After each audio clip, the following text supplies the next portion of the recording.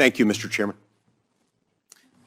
Ms. Hirstius, do you believe the Biden administration has been withholding lease sales specifically to raise costs for consumers? Before you answer that, I want to explain a little further what I'm getting at. In the Cook Inlet sale, the administration, in issuing its draft EIS in October of last year, stated that by withholding leases, this is on pages 46 and 47 of the draft EIS, as I recall it, if they were to proceed with not doing this, that the result would be a decrease in demand and resulting in lower emissions, because as the price of oil and oil-related products, including gasoline, increased, people would diminish consumption. Now, I also want to add here that prices of gasoline are up considerably, and so too is consumption up. So, twofold question. You think the Biden administration has been withholding lease sales in order to raise energy costs, perhaps with an environmental objective in mind? And do you believe that doing that produces environmental benefits? So with regard to lease sales, and has it raised the cost to consumers? I do not think that not having lease sales has raised the cost to consumers. I think that Mr. Elkin described very well some of the elements that have heavily contributed to the prices that we see today. And do you think that part's deliberate in order to discourage and diminish consumption and therefore emissions? I mean, I think that the leases that we need to retain and bring into the system, there's a bit of a misconception about it.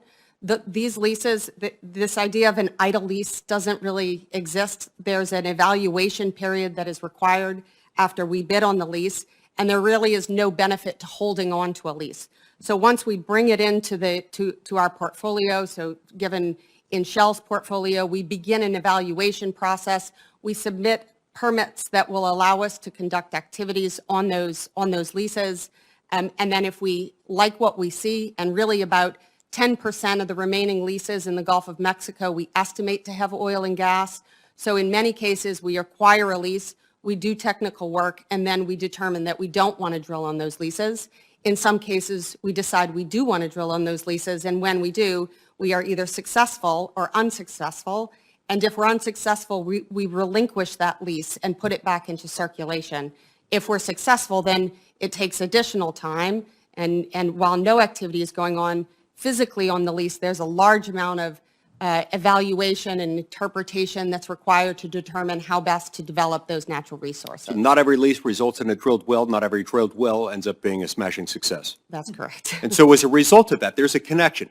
You have to have a flow of approved leases in order to keep it moving. Is that right? That's correct. Without that, you shut it down. Now, it appears to me that this is a feature, not a bug, for the Biden administration. They want to keep supply low so they can bring costs higher.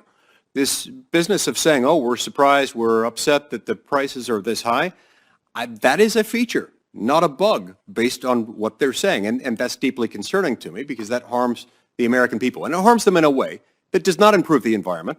There's still demand for that. That demand goes somewhere. It goes to other people producing oil and gas in a way that's less environmentally responsible than it is here, resulting in even more emissions as they move it across oceans or otherwise in order to get it here. And I think that's unfortunate.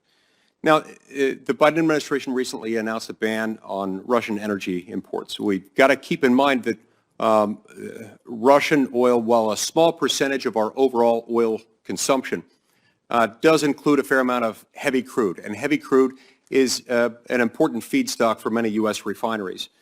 I'm worried about this because I wonder how this ban will interact. I mean, I think it was probably the right thing to do to not buy heavy crude from them, not buy products from them, especially at this moment. But we do have to know where we're going to get heavy crude from. And so I worry about the interaction of that ban with the Biden administration's still undeterred, unchanged policies discouraging domestic production. If we can't produce and distribute that critical feedstock, we'd have to turn to a number of places outside the United States that are where we'd rather not be propping up vile dictators, horrible human rights abuses, and reckless environmental practices. Places like Venezuela, Iraq, and China are among the world's leading consumers. Now, we do have some that we can produce in the United States, including the Uinta Basin. So one of the reasons why the administration must sign the record of decision approving the Uinta Basin Railway, especially now. This has never been more important than it is right now. They need to approve that, but they haven't. They've blown past the anticipated time when they should have approved it. We've never needed that more right now. This is good oil. It's oil that is very useful, that we desperately need right now. 30% of it that would be transported on that is owned by the Ute Indian tribe. It needs to be approved.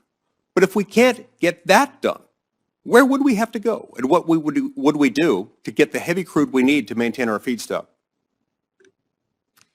Yeah, so I think the decisions that have been made in the past were under a different context. And I think it's important that we look at the decisions that need to be made now in the context that we have now.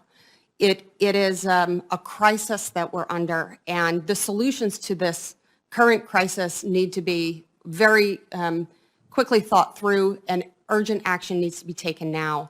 And I think that spans the spectrum from looking at what are some of the solvable problems of permitting and approvals that can take place that allow LNG exports to begin flowing more freely, both to Europe as well as our Asian allies.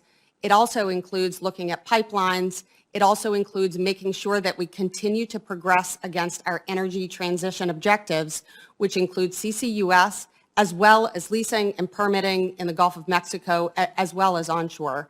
And I think with all of those combined, we do have the resources and need to really stay focused on how we can move quickly to make sure that we both have energy security for the U.S. and our allies, as well as making sure that we're progressing against our energy transition objectives. Senator Kelly.